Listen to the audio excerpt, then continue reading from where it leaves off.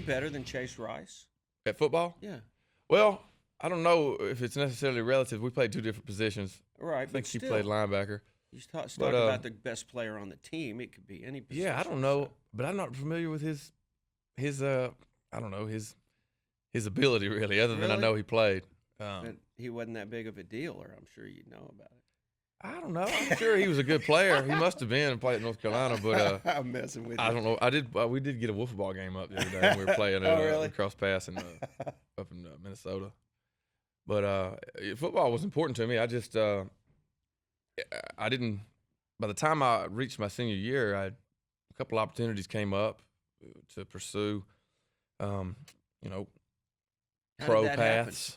The opportunities to maybe go play further in football or the and music so in thing. football you had some opportunities. Yeah, well, I went out to Okay. camp that summer after I graduated out in Kansas City, and it wasn't something that had been like a lifelong dream to play in the NFL.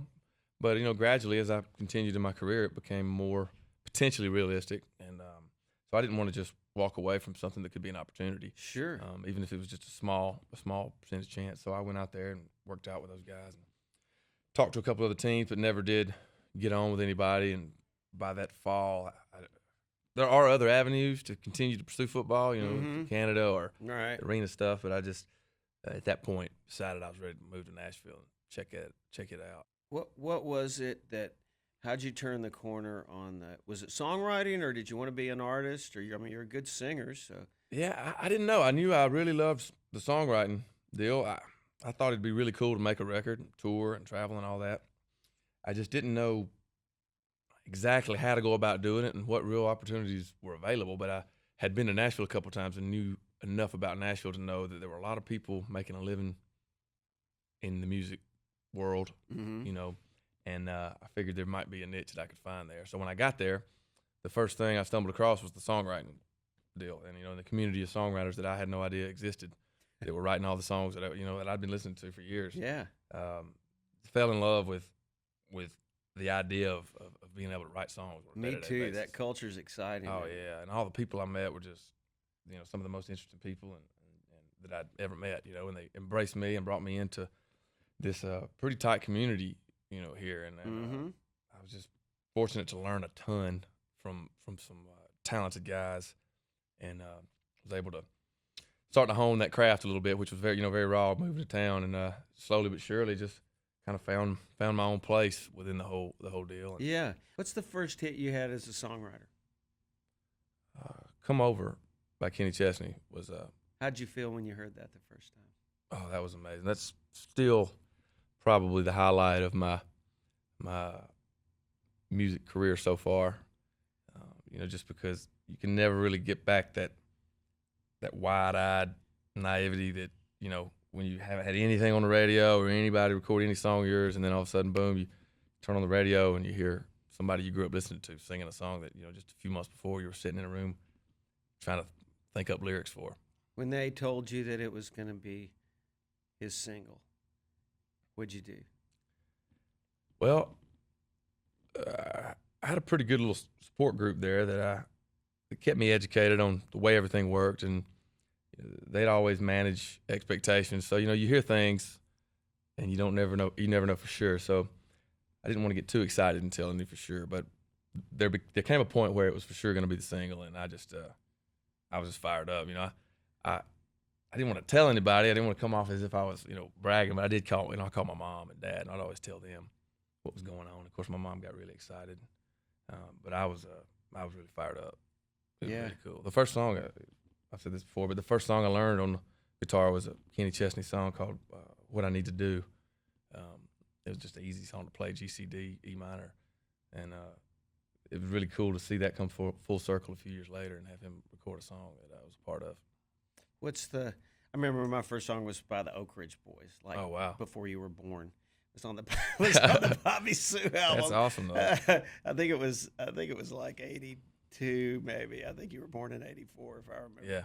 And I can just remember being in my apartment, just leaning against the wall by myself, and tears just started coming down my eyes, because at that point they were probably, if not the only, one of the only acts that could sell 1 million Oh yeah. records at Yeah. the time, and I was a professional songwriter. I actually could get a draw Yeah. because I was hanging out with some great songwriters, but I wasn't. I was sweeping floors and doing Yeah. everything in town. Oh yeah. And from that point on, I never looked back. But it was just, I'll never forget that It's amazing. emotion. It's That's an why I amazing asked the feeling. question, because it just feels so incredible to go. Oh yeah. Freaking did it! I know, man. And that whole You're just looking around going, it hit me all the time. I kept thinking I was going to wake up and they were going to change their minds. Something was Oh, going to yeah. happen. But no, it was, man. And it didn't go away. That intense excitement and just relief and fulfillment. And And you I move, you love the take off songs, the. by the way. Oh, Great thanks. song, Yeah, it man. was. It's just has such cool musical coming and goings, and Yeah. lyrically, the way all that stuff's popping in there, leading into the chorus. It's Yeah, really he did a cool great song. job with it. Good job. Too. Yeah, I love Kenny. And so now you got a hit on the radio. What's the difference in the emotions from someone risking their career or investing in you as a songwriter and going, your song's better than anything that I have, as opposed to, as an artist, you got to pick it, but you're betting your own Yeah. your own chips now. So what's the difference in emotions? Well, I think the biggest thing is that the single now, being a song that I'm singing and being a song that's the first single off an album that I'll have coming out, it represents a success for more than just me. Whereas, when the original song come over, I personally, I was able to experience that emotion, and with my co-writers, I was able to experience that. But as I've pursued an artist career, I've sort of slowly gathered up a team of guys who have invested in me, invested their time, their energy, and everybody in our camp, we're all first timers, so everybody has set sail on the same ship. There's not any backup plan. It's let's hope this works. So we spent several months putting in the work, putting in the time, and coming up with the ideas and for the big picture, and then the Yeah. song was a part of that. But to have,